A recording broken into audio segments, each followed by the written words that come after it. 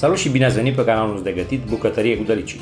Numele meu este Inel Bogdan și astăzi vom face împreună o prăjitură de post vegană cu cremă de cocos. Și nu uita, dacă eu pot să o fac, o poți face și tu. Ne apucăm de prăjitura de post vegană cu cremă de cocos și punem 400 ml de apă minerală în bol. Mai adăugăm 70 de ml ulei, 150 de grame zahăr, 100 grame gem și mixăm să se topească zahărul bine. Adăugăm 400 grame făină, 10 grame praf de cop, 15 grame cacao și mixăm până se omogenizează.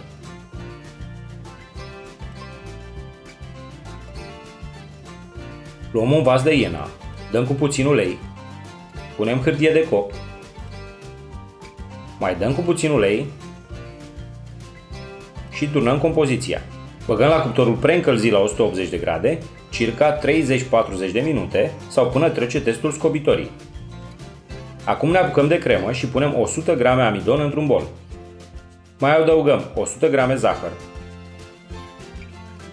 un pliculeț zahăr vanilat.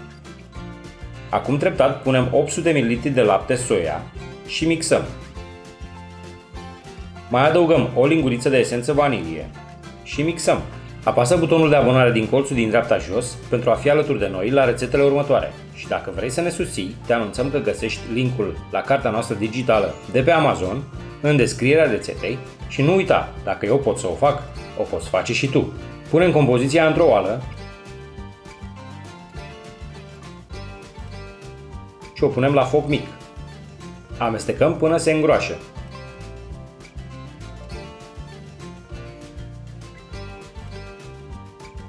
Punem 100 de grame nucă cocos și mixăm.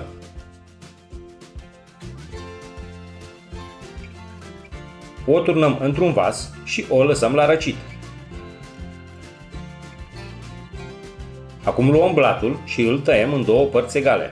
Punem hârtie de copt în vasul de iena și adăugăm prima bucată din blat. Punem jumătate din cremă și nivelăm. Acum punem și cealaltă parte de blat. Adăugăm restul de cremă și nivelăm. Decorăm cu nucă de cocos.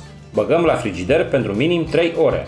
Sperăm că v-a plăcut rețeta noastră, vă dorim poftă bună și nu uitați să dați abonare și like pentru a ne susține realizarea mai multor rețete.